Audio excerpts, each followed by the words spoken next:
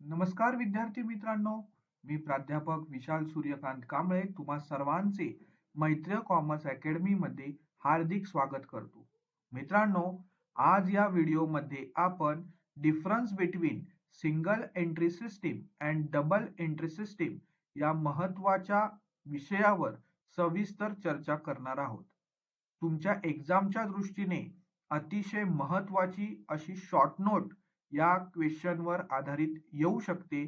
त्यामुळे ही व्हिडिओ संपूर्ण बघा, जेणेकरून तुम्हाला तुमच्या परीक्षेत याचे योग्य उत्तर लिहिता येईल. चला तर मग सुरू करूया.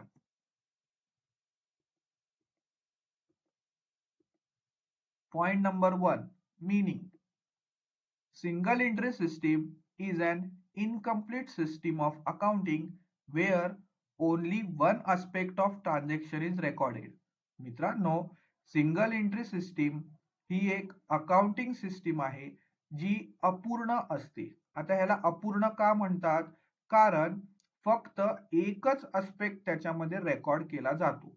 तुम्हाला माहिती आहे, डबल एंट्री सिस्टीम मध्ये दोन अस्पेक्ट रेकॉर्ड केले जातात.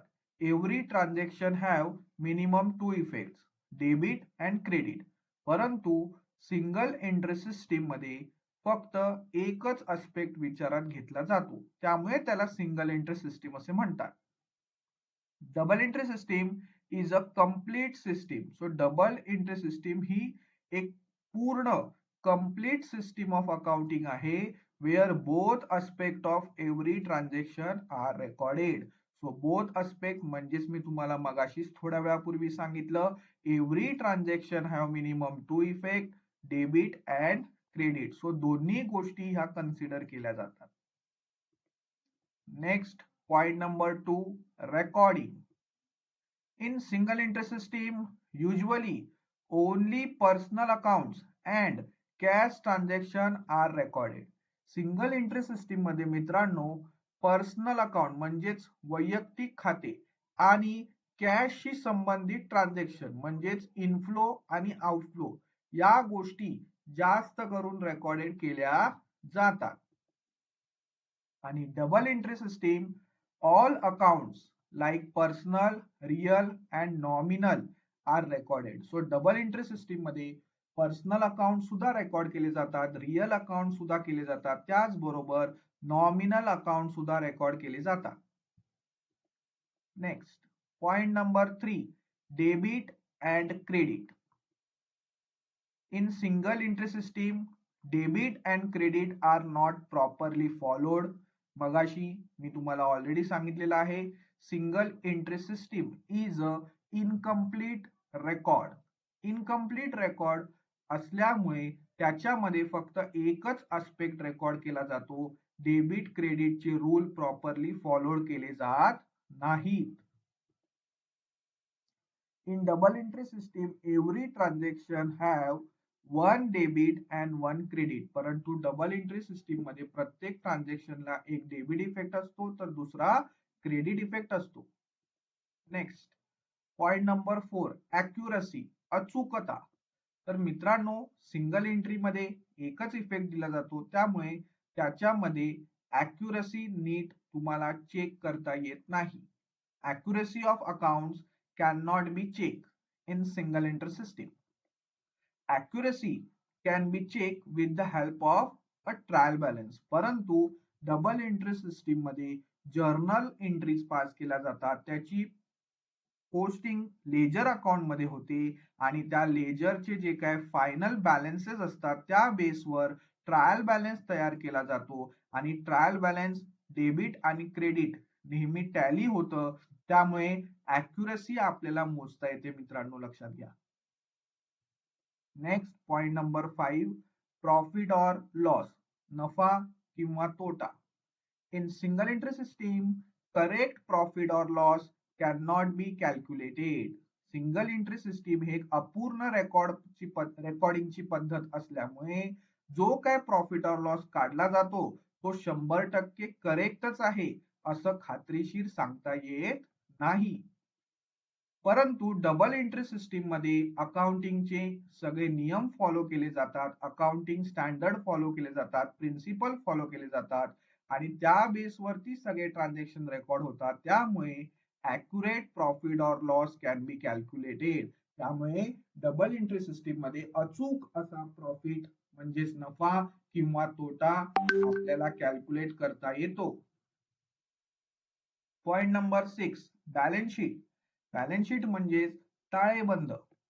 In single entry system, balance sheet cannot be prepared accurately.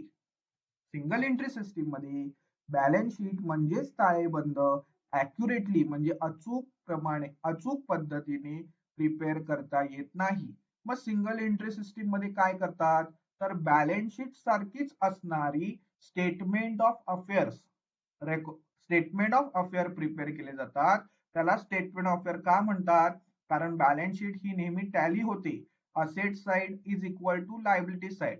परंतु स्टेटमेंट ऑफ अफेअर मध्ये असेट साइडला रेकॉर्ड केल्या जातात, लायबिलिटी साइडला रेकॉर्ड केल्या जातात आणि त्यामध्ये कॅपिटल ही बॅलन्सिंग फिगर असते. त्यामुळे त्याला स्टेटमेंट ऑफ अफेअर्स असे म्हणतात. In double entry system balance sheet can be properly prepared. परंतु डबल एंट्री सिस्टीम मध्ये अगदी सहजपणे बॅलन्स शीट आपण प्रॉपरली आणि महत्वाचं म्हणजे करेक्टली अचूक पद्धतीने बॅलन्स शीट आपण प्रिपेअर करू शकतो. कारण आपण प्रत्येक ट्रान्झॅक्शनला 2 इफेक्ट देतो. त्यामुळे ऍट द एंड जेव्हा आपण बॅलन्स शीट तयार करतो ती कंपल्सरी टॅली झालेली असते मित्रांनो. Point number 7, errors and fraud. Error म्हणजेच चुका, फ्रॉड म्हणजेच घोटाळे. सिंगल एंट्री सिस्टीम ही एक अपूर्ण सिस्टीम आहे रेकॉर्डिंगची.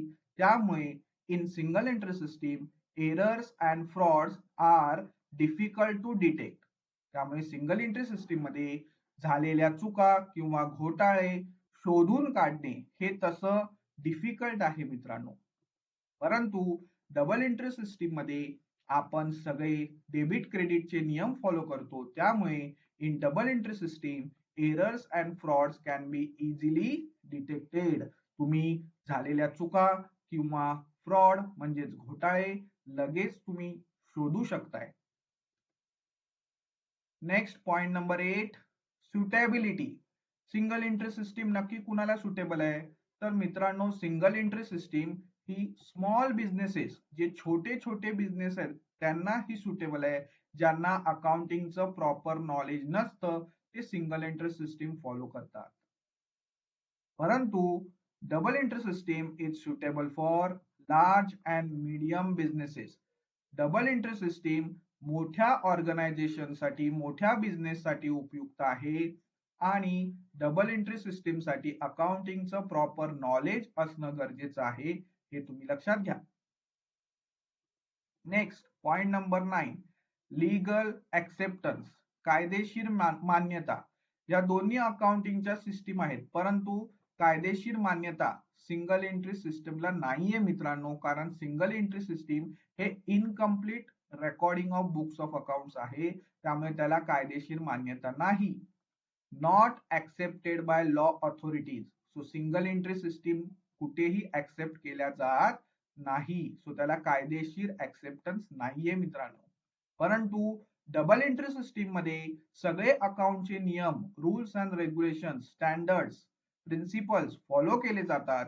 त्यामुळे डबल एंट्री सिस्टीम प्रमाणे जे काय आपण अकाउंट्स तयार करतो ते accounts accepted by law and tax authorities. So कायदेशीर सुद्धा त्याला मान्यता आहे आणि टॅक्स ऑथॉरिटी मध्ये सुद्धा तुम्हाला ते डबल एंट्री सिस्टीम प्रमाणे केलेलं प्रॉफिट अँड लॉस आणि बॅलन्स शीट हे अतिशय उपयुक्त आहे.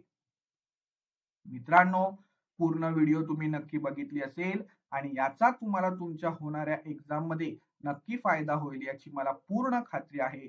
जर तुम्हाला मी सांगितलेलं स्पष्टीकरण समजलं असेल, आवडलं असेल तर व्हिडिओला लाईक करायला विसरू नका.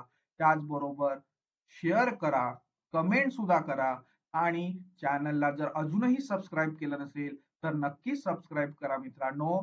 तुम्ही लाईक, शेअर, कमेंट आणि सबस्क्राईब केल्यामुळे आम्हाला नवनवीन व्हिडिओ बनवण्यासाठी प्रेरणा मिळत असते.